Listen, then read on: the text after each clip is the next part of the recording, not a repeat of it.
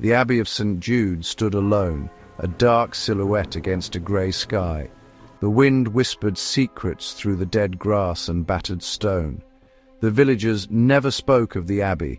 They hurried past its long, empty road. They said it was not empty, but full of a sadness that had become something else, something watchful. Its great doors were shut, but the wind slipped inside, carrying the scent of decay. Once nuns walked these grounds, their songs filling the air. Now only silence remains. Their graves behind the Abbey are now moss-covered and forgotten. The Abbey was more than stone and wood. It was a container for a darkness grown strong in loneliness. As the sun set, shadows stretched from the Abbey like grasping fingers. Its walls held the cold of every winter, the memory of every scream. The villagers knew the Abbey was not abandoned, it was waiting. Father Marcus arrived at dusk, his car out of place on the overgrown path. Sent by the church, he came because of a letter, a plea about Sister Agnes, found dead after trying to restore prayer. At the iron gate, the key was cold as ice. He whispered a prayer and turned it. The door groaned open. Inside, darkness was complete, a solid wall. He was a shepherd, but the shadows here were ancient. He pressed forward, determined to bring peace to a troubled soul. The door closed behind him with a final echoing thud. The Abbey was waiting. Father Marcus's flashlight cut through the black, revealing a dust-choked hall. Cobwebs hung like grey nets.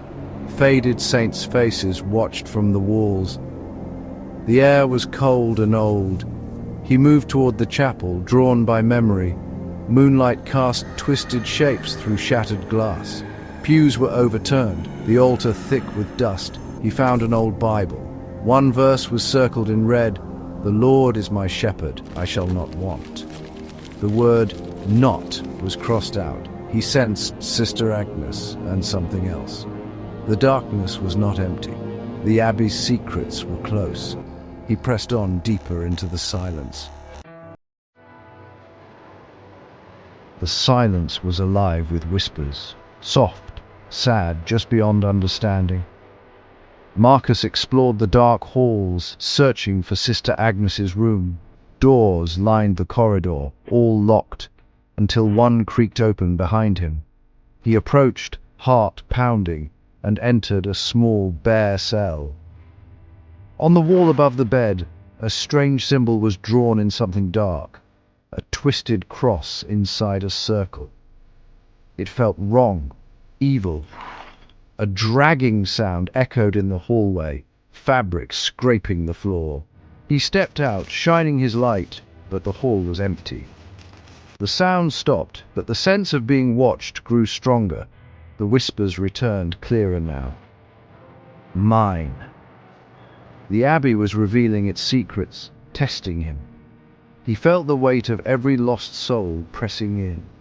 The darkness was not just around him. It was inside the walls, inside the silence. He gripped his rosary tighter. The air was colder, the shadows deeper. He realized the Abbey was not just haunted, it was alive, and it wanted him to know it. The first cracks in the silence had opened, and something was beginning to slip through. He steeled himself for what was coming. The real haunting had only just begun. The Abbey was playing its games. Marcus found Sister Agnes's room at the end of a high corridor. Her diary revealed hope turned to terror. She wrote of unnatural cold, whispers in the walls, and a tall, shadowed nun. The figure watched her, silent and unmoving. Agnes followed it one night to the crypt, witnessing a ritual over a stone coffin, the nun chanting in an inhuman voice. She felt the evil trying to invade her mind. The last entries were desperate.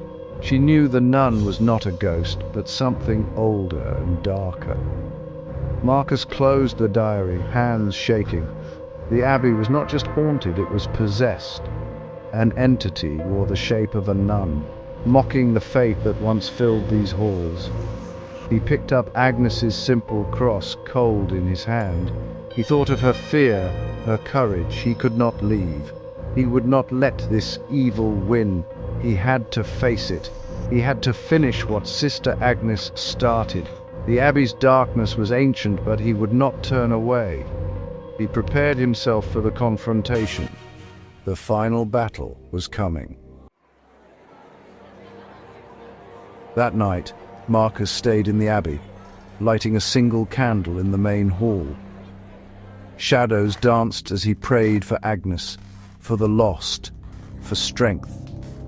The silence was suffocating. He drifted into uneasy sleep, only to wake in total darkness. The candle out, the air freezing.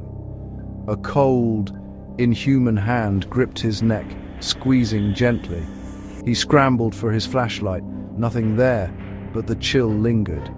Then came a high, cruel laugh, echoing through the hall. A crash from the chapel jolted him up. He ran, flashlight in hand. The chapel was colder still, the moonlight blocked by a floating, hooded nun. Its face was a void. A scraping sound came from the crypt, the stone slab moving. Pale hands pushed up from below. The source of the Abbey's curse was awakening. Marcus's faith wavered, but he pressed forward. The darkness was no longer content to hide. It wanted him to see. The Abbey's evil was rising. He braced himself for what waited in the crypt. The silence was about to be broken, and the true horror was only beginning. He stepped into the heart of the darkness. Marcus stared into the open crypt, the floating nun above him, the stench of the grave thick in the air. He found a moving darkness and the preserved face of the abbess, eyes open, mouth frozen in a scream. This was the source, the heart of the curse. The abbess had made a pact, binding her soul to darkness to rule forever. You cannot save them, they belong to me. Soon you will too. Marcus staggered back, horror-struck. The Abbey's heart beat with ancient malice. Marcus faced the darkness, knowing it wanted to claim him, and Marcus was running out of prayers. The abbess's voice filled Marcus's mind, drowning him in doubt. Your God has left this place, it whispered. There is only me. Marcus fell to his knees, the cross burning in his hand. The nun's figure drifted closer, cold radiating from its void. Join us. Stay. Be our shepherd, the voice urged.